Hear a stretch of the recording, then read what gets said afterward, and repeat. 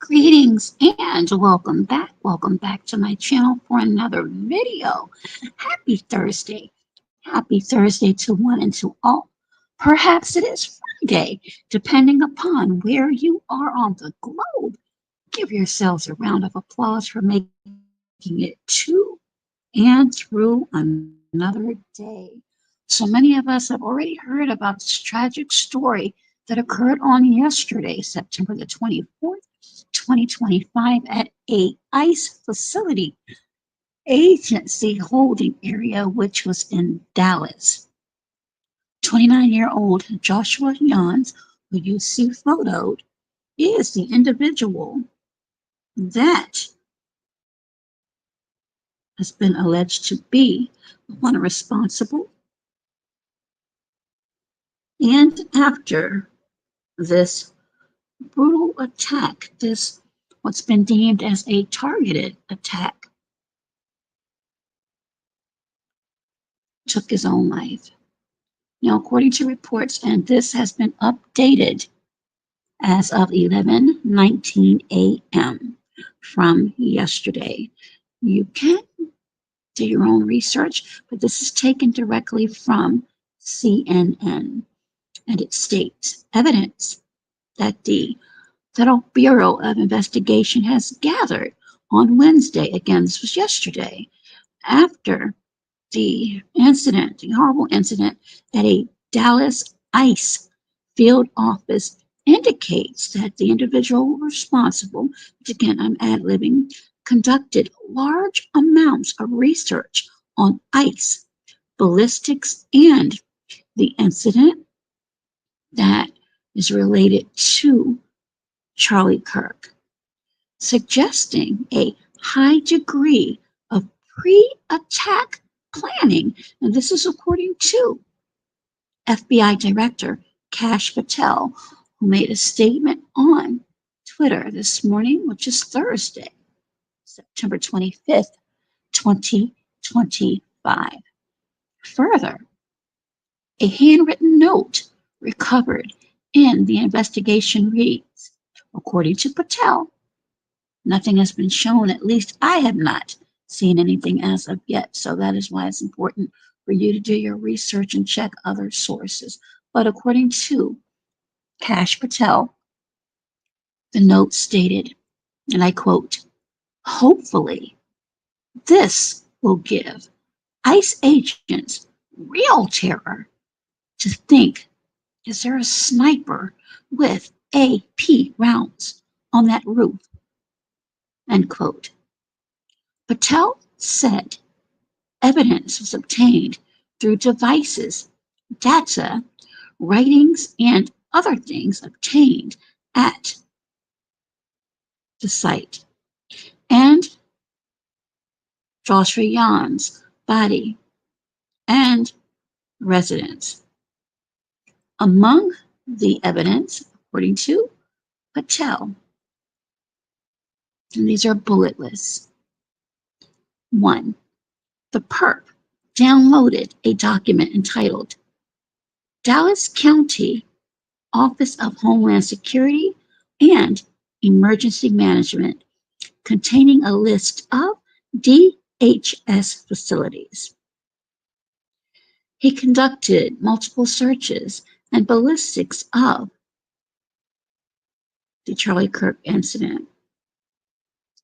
Between August 19th and August 24th, he searched apps that tracked the presence of ICE agents. Again, you can find this on CNN. One of the handwritten notes recovered read, and this is what I just mentioned earlier. So this is a bit redundant, but this is again on CNN.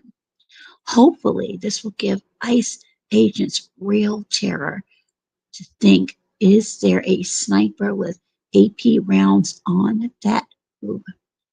Further accumulated evidence to this point indicates a high degree of pre-attack planning. So we're going to listen to a couple pieces of audio Again, this is fair use. Now, this is courtesy of WPLG Local 10, and it is a alleged video phone call of the incident.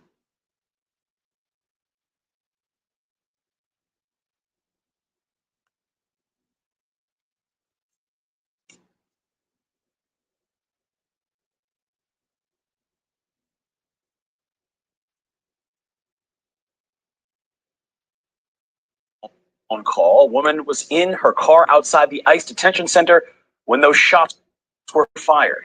And this is a look at some of the damage that was done. A window and a framed American flag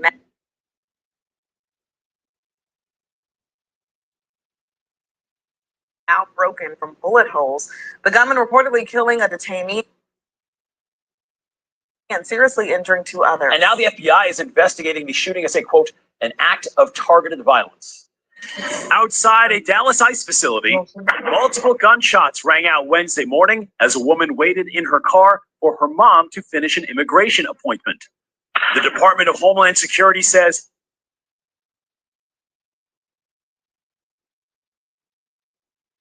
a, quote, sniper, identified by sources as 29-year-old Joshua John,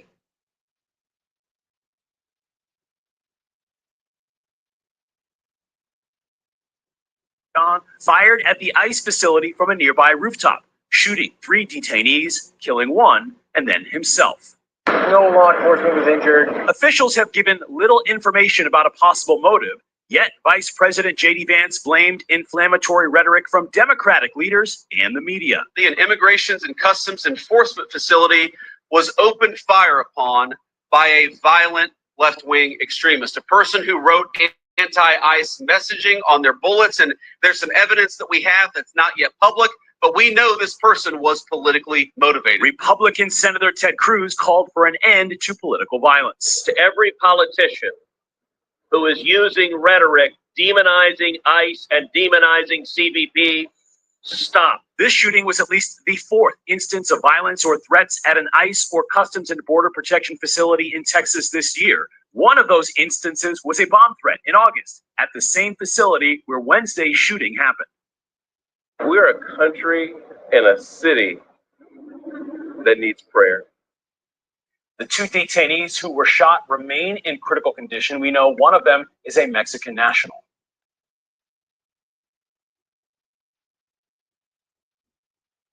So that's the audio of the first incident. And we'll go to the next audio again. This is fair use.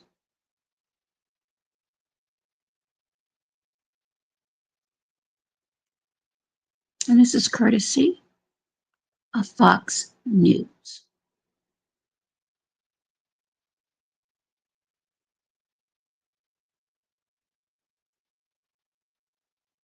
And this is in reference to KASH PATEL revealing details about Josh Yon's search history. Josh Yons is who you see photoed. Reporters are. Tom Homan is with me in focus today, standing by. First, let's go to Brooke Taylor reporting from Dallas. Brooke. Hi, Harris. Well, first, we have new information right now coming in from the FBI Director KASH PATEL, who says that officials have been working around the clock 24/7 to go through this shooter's phone and find a possible motive.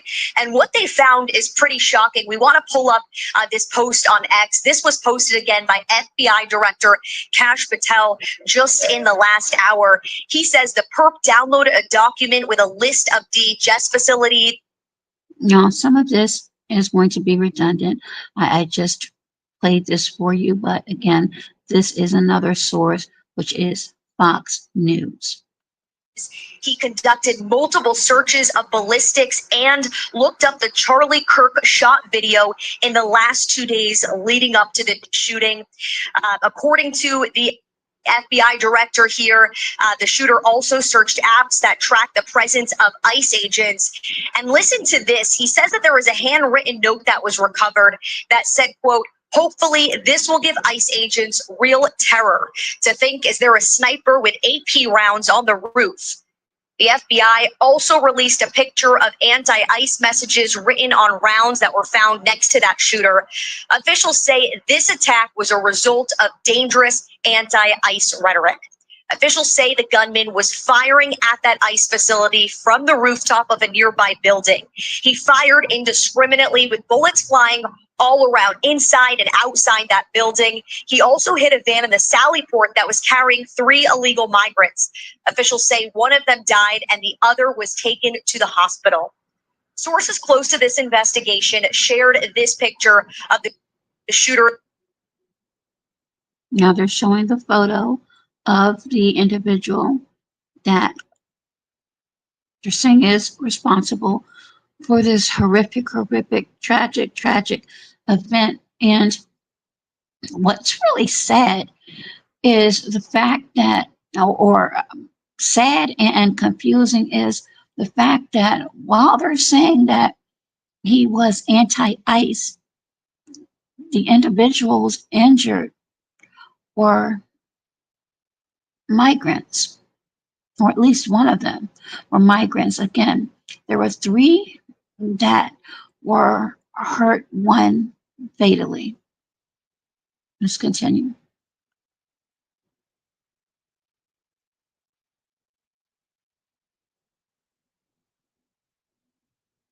Driver's license with me. He is identified as 29-year-old Joshua John. Officials say he shot and killed himself when officers cornered him. The New York Post reports that his mother posted a series of anti-gun rants on Facebook just a few years ago. Those rants were aimed at Republican lawmakers, including Senator Ted Cruz, who spoke here at this press conference yesterday. Politically motivated violence is wrong. It was 2 weeks ago today that we saw a political assassination in Utah that tore the heart out of much of this country. This is the 3rd shooting in Texas directed at ICE or CBP.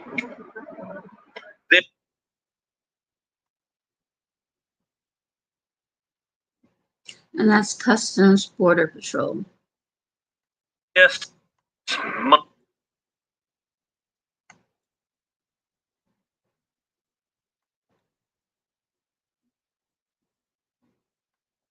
stop.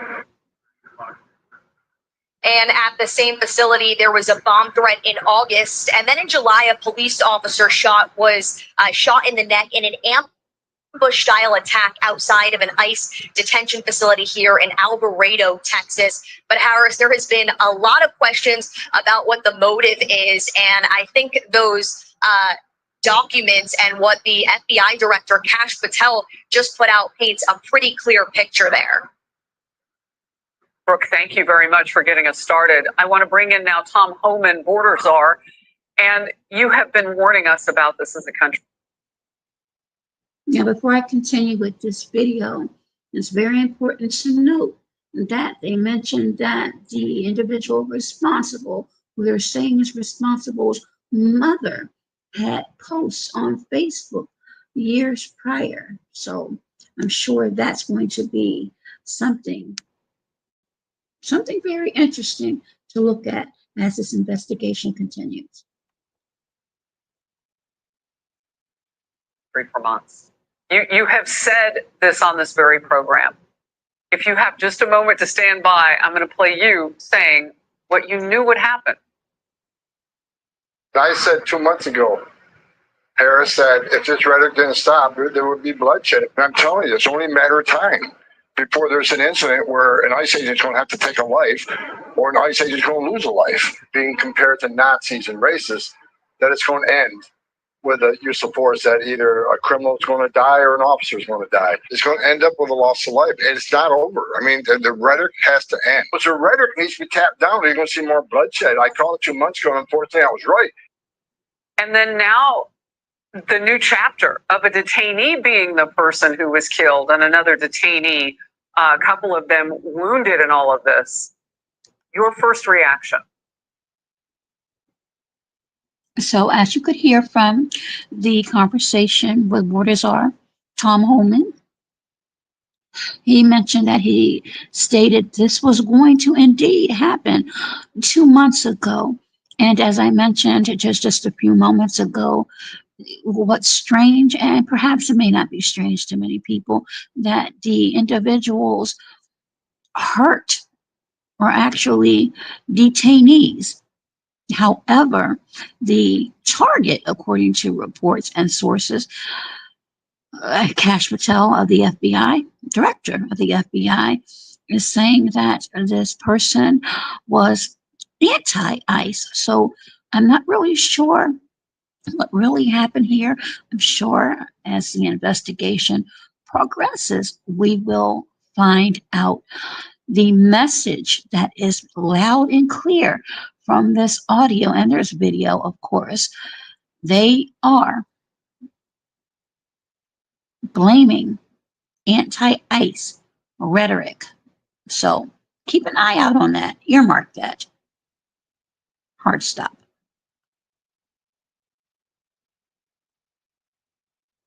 I wish I was wrong, but I've seen this movie before. I've been doing this here since 1984. I got over 4 decades doing this job, and I've seen this movie before. I've never seen it this bad, but the rhetoric is what's causing all this hate, and it convinces that small percentage on the left that hate ICE to take action. When they have a congressman or someone that ran for vice president of the United States comparing ICE to Nazis, that gives some of these nuts and emboldens them to take action. And there's been 3 shootings in Texas alone. There's a gunman that showed up at border. So, as you could hear, Borderzar Tom Holman says that this was the 3rd. I believe it was the 4th, but he's saying it was the 3rd.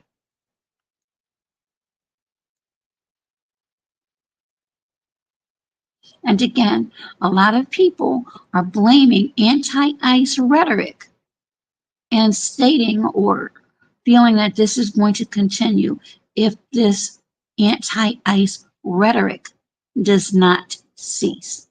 Let's continue. Overseas started shooting at them.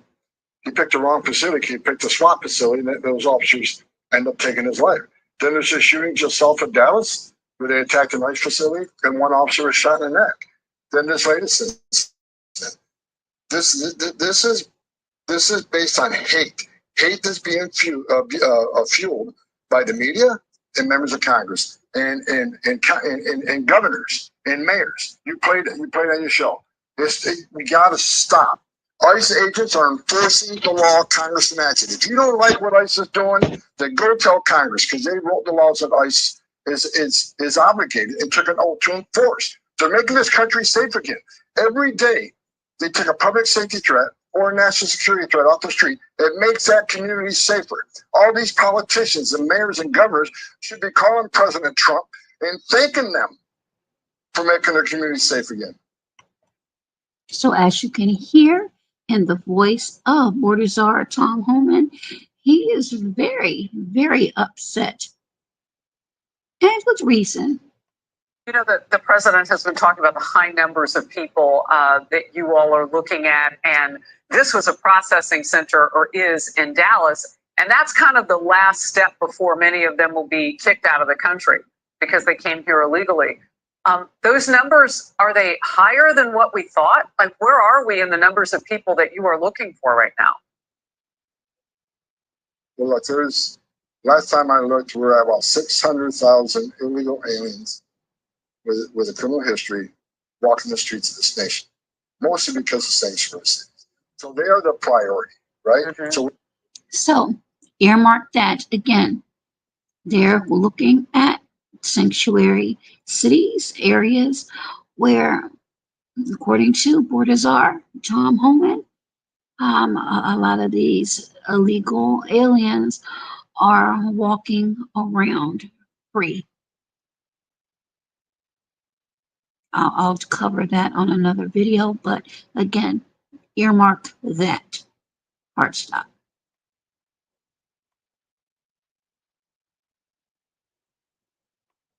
We're looking for them first. Worse is always first, but in sanctuary cities, if they're going to force us in the community to find the bad guy, and we find them with others, they're coming too. So sanctuary cities are saying, well, they're arresting non-criminals because you forced us into the neighborhood to find that guy.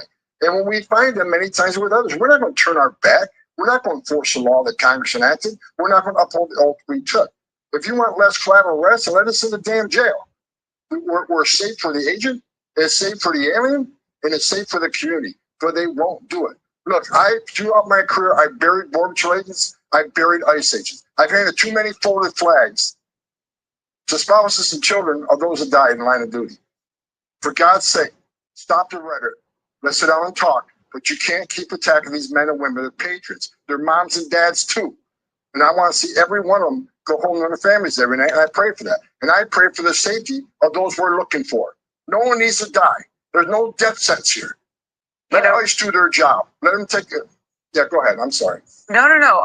So as you can hear in the voice of Border Czar, Tom Homan, he is getting very, very passionate about his thoughts and his stance on allowing ICE agents to do their jobs. I wanted to just give some receipts for what you're saying. So there have been 9 notable anti-ICE or anti-CBP attacks, acts of violence during President Trump's second term. And just last week, violent protests, and this is the video after the scroll that I wanted to show. Just last week, violent protests broke out at an Illinois illegal immigrant processing center. Protesters shouted obscenities, slashed tires, hurled rocks and bottles at the agents there. Federal officials erected fencing to block access, but local leaders called it illegal, claiming it blocks firefighter access. I mean, you are hitting literal blocks, like a blockade to keep you from doing the job that you know you have to do. Look, they're not going to stop us. They're not going to stop the men and women of ICE. They're brave. They're brave souls. They're trying to make their community safer. And I said it again. Every public safety threat they arrest makes that community safer. These protesters don't know what the hell they're protesting. If you ask them why they're protesting, they're going to say things they've heard on the fake media. We're deporting U.S. citizens. No, we don't. We separate families. The families can, if a parent's being deported and they were here illegally and they chose to have a child, that's on them. They made the decision. But Okay, earmark that as it relates to those being deported. this isn't doing all the terrible things the media and the politicians are claiming to do. Every morning when I'm on my way to the White House, I look at 22 pages of data that shows exactly what ICE has done in the last 24 hours. And here's what the data says. 70%, right about 70% of everybody ICE arrests is a criminal. Who are the other 30%? Many of them are national security threats that we found. They don't have a criminal history because their landlord do the dirty deed. Many of them are final orders. People who had due process, great taxpayer expense, and the judges ordered them removed. We have to remove them. That's the law requires. And finally, the collateral, the ones we're not looking for, but we find because we're forcing the community. That was what the data says. I read it every day. So if the media would tell the truth about what ICE is actually doing, then maybe so many people wouldn't get inflamed and go protest something they know nothing about. Well, we're getting a lot of that truth from you right now. I mean, 22 pages, the fact that that even has to be written in a 24-hour period lets you know what you were up against in terms of trying to find those some 600,000 known criminals in this country. 6,000, according to this report from Fox News, 6,000 known criminals in the United States. Came here illegally. And if they're with other people who are here illegally, which is also a crime, that is what is causing you to collect even more. And they all have to go. If they are not here, they can come back with CBP home. They can leave and come back, but they cannot stay. And that's your huge job. The truth will be told. Tom Homan, thank you. Look, Harrison, you got it. Thank you. We will see you next time. Hey, everyone. Okay. That is the latest on the tragic incident at the ICE facility in Dallas, where 3 people were injured, 1 fatally, which was a detainee, and then the person responsible, 29-year-old Joshua Yans, as you can see on your screen, took his own life, according to reports. This is an ongoing story, an ongoing investigation, and again, a lot of what is being said is they are urging people to cease with the anti-ICE rhetoric. Is that truly the cause of these horrible incidents, or is there more to this story? Thank you for tuning in. Please be safe, be well, and you know the rest. Be healthier. Until next time, bye-bye for now.